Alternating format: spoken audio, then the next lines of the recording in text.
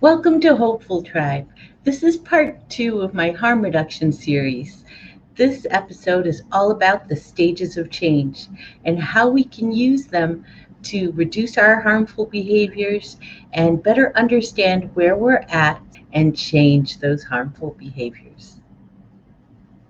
If you haven't seen part 1 yet, Harm Reduction is Love, please go to the card that I'm inserting above and find out what the definition of harm reduction and its principles are, and then come back. The stages of change. Let's start here with pre-contemplation. In this stage, someone either doesn't realize that they have a harmful behavior or they have no intention of changing their behavior. In this stage, contemplation, someone is aware a problem exists but isn't taking any action or making any commitment to change. In the third stage, preparation, someone is intent upon taking action and so starts to take the necessary steps to prepare themselves for change. In the fourth stage, action, there's actual active modification of the problem behavior. In maintenance, someone's able to sustain the change of behavior and find new behaviors to replace the old one. And then relapse is usually combined with maintenance in that it's a stage that is theoretically not necessary, but normally people relapse back into old patterns of behavior and then start this whole process again.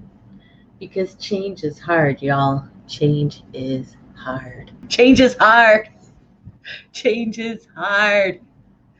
Have you tried to change any difficult behaviors? If you have, please say so down in the comments below and say what stage of change you're in.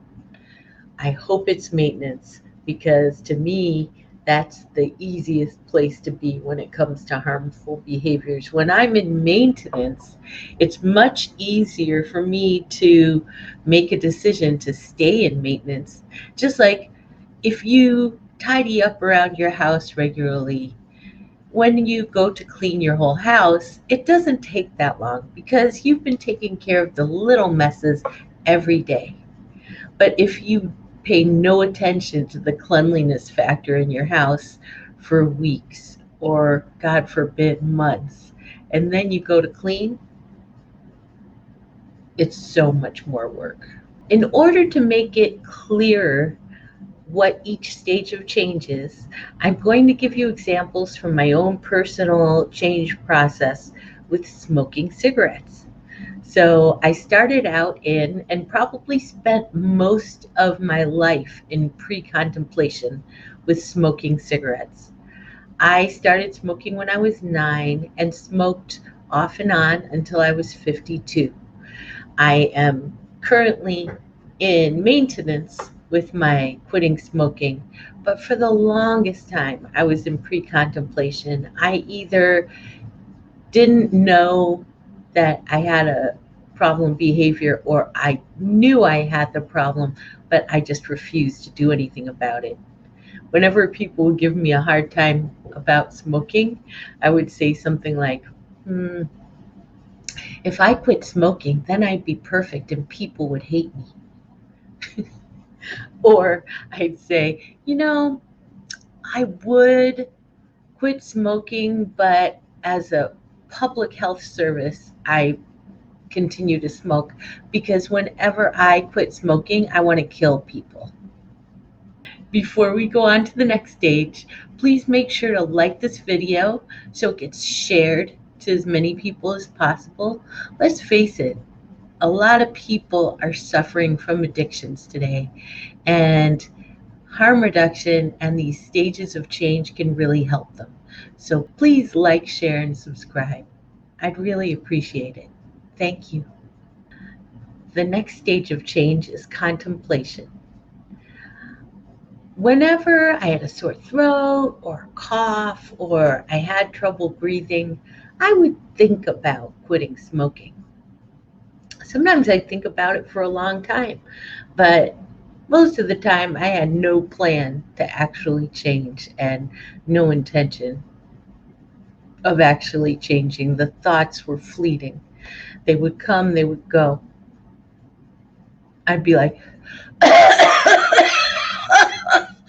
oh, I should really quit smoking. Mm.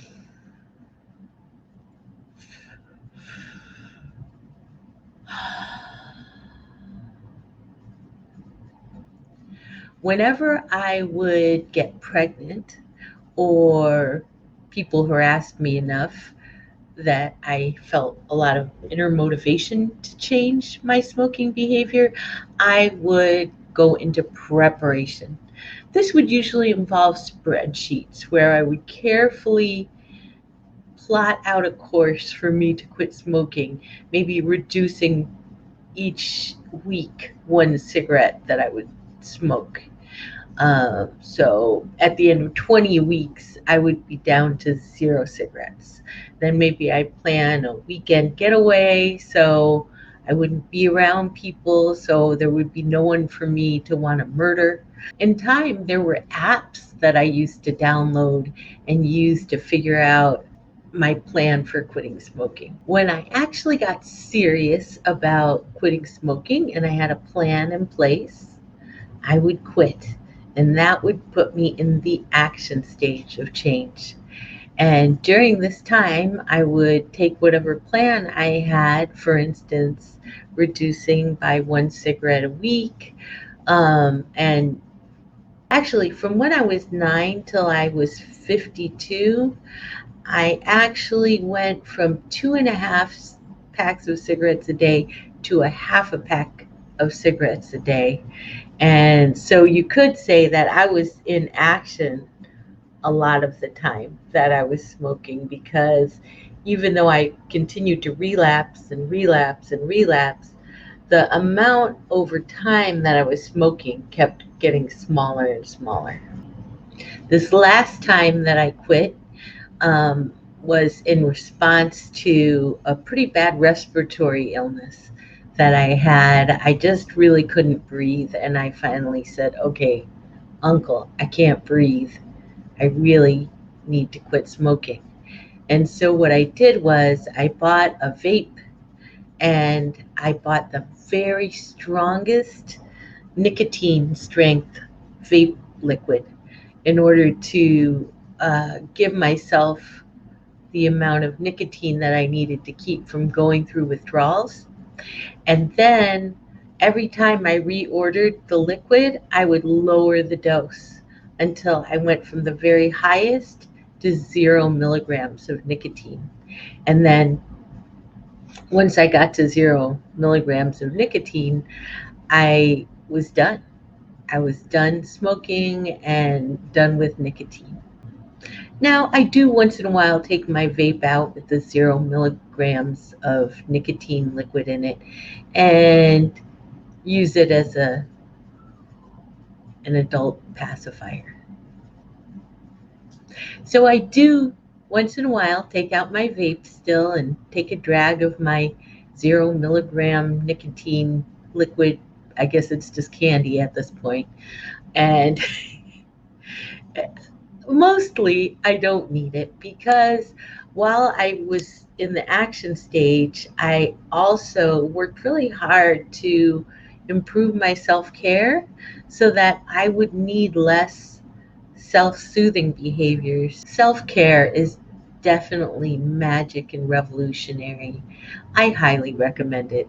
And I don't think that I'm exempt from relapse. I don't believe that I'm really cured. I think that the only reason I don't smoke cigarettes anymore is that I have gone successfully through this change process and added enough self care behaviors so that it's highly unlikely that I'll need to smoke again or feel that pull to smoke again.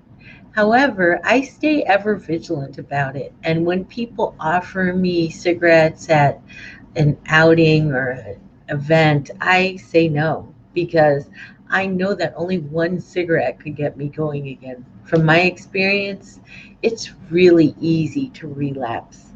So normally I don't get urges to smoke cigarettes anymore, but I've had a couple of stressful moments in the last 3 years when I started to hear them calling me. I swear to God, they were calling me, Susie, come get us. We're at the corner store. You don't even have to start the car. Come get a pack. You know you'd feel so much better if you just smoked one of us. Just come buy a pack and smoke one of us. It's okay. You've quit all this time. You're not going to get hooked again. So if you learned something new from this video, please like, share, and subscribe. And even if you knew all this content but were slightly amused by it, please like, share, and subscribe. I really appreciate it. And I'm trying to help as many people as possible for free. All right. Take care, Hopeful Tribe, and welcome home. Welcome home. You are home. Come on in. Tell me where you've been. I've been waiting for you, hoping that while we're apart, you felt loved and hopeful every moment in your heart. Welcome home. You are home. Come on in. Tell me how you've been.